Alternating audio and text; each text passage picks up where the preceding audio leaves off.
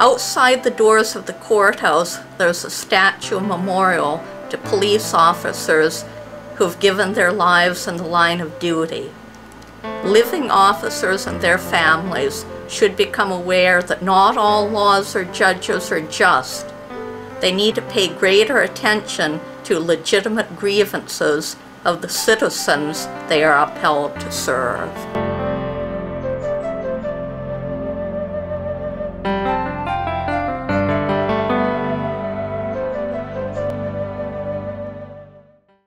Hello, my name is Christopher Slider, also known as Kit Slider. On this Father's Day weekend, and the date today is June 19th, 2010, I would like to wish a happy Father's Day, especially to all of the fathers who have been unjustly separated from their children by Child Protective Services and/or family courts. If you've been following our videos in Arlington Independent Media and/or YouTube, you know that my daughter Sabrina was unjustly removed from my wife and me on false charges of neglect, which were later overturned simply because she lost a few ounces after birth, which is common for most babies, probably over 90%.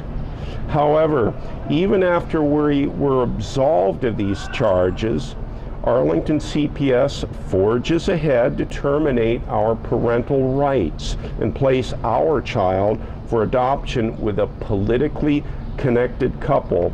The father, the foster father, just happens to be an assistant prosecutor for the Federal Department of Justice. The series of court trials we went through to try to regain custody of our child were something out of Alice in Wonderland. We were always assumed guilty in spite of any evidence to the contrary. Lacking any juries in the family court system, we were always at the mercy of biased judges paid by the government. I might also add an editorial comment. They were completely loyal to Arlington County and the federal government, and even then one has to ask, should they be loyal to Arlington County government and federal government and their system of subsidies? Throughout this, my wife and I were both demonized by CPS. My wife was accused of being severely autistic and incapable of responding to our daughter's needs, and myself as being potentially violent. This is in spite of the fact that my wife has an IQ of 130 and was on the dean's list in college, and myself having no criminal record to this date. My wife and I have been gainfully employed for over 20 years. Earlier, I got some shots of this interesting thing they call the Arlington County Peace Officer Memorial. A funny thing, they call them peace officers, but they're actually police officers. And of course, a policeman, he has two duties, you could say. One is to uphold the law and apprehend those who break the law. Of course, one could say he's in charge of maintaining the peace. That all is fine. I think the problem, though, is the police often have to step back from their roles and know that they're really just servants of the government and of the people. Now, when they swear an oath, they swear an oath to the state.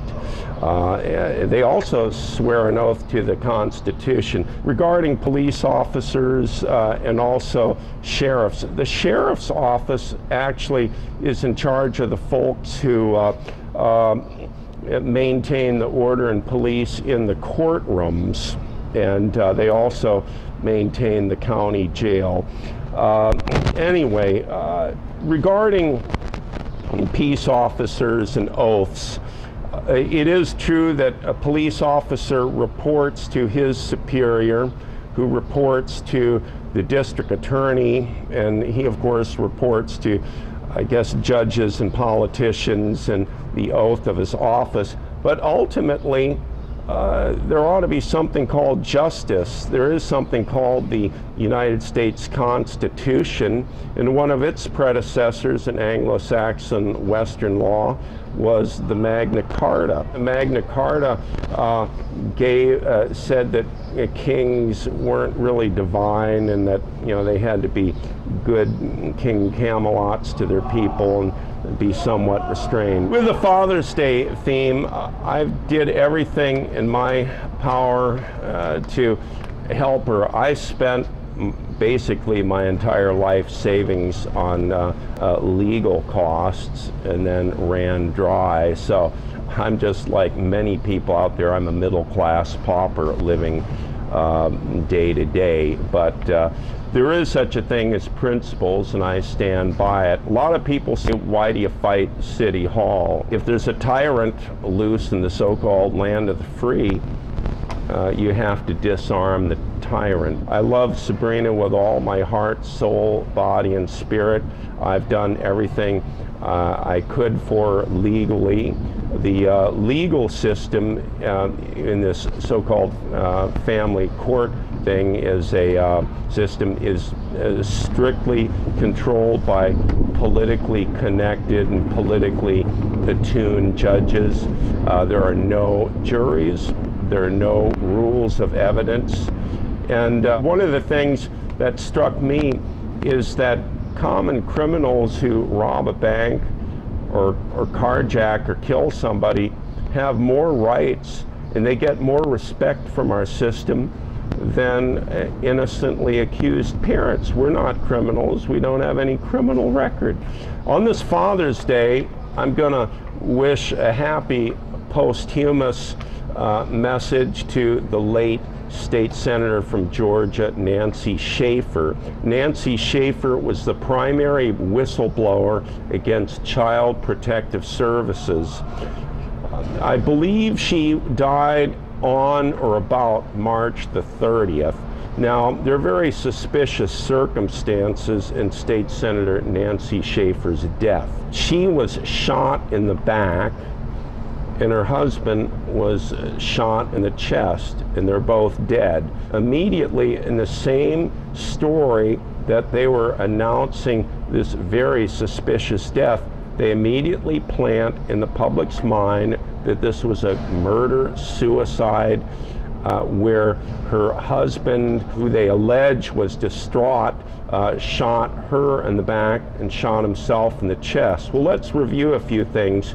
The husband did have cancer, but it was under control. In fact, friends and associates of Nancy Schaefer and her husband who were with her the day before she died say that she and her husband were quite at peace and were diligently pursuing their lives.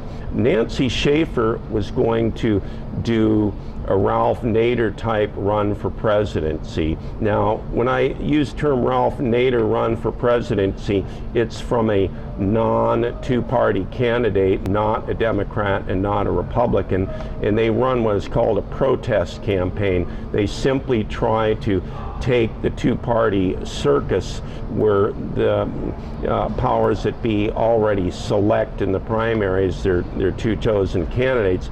She was going to do an end run around this and bring to the public's attention the fact that throughout the Western world, not only in the United States, but throughout Europe, Canada, New Zealand, Australia, that so-called Child Protection Services law is a tyrannical farce.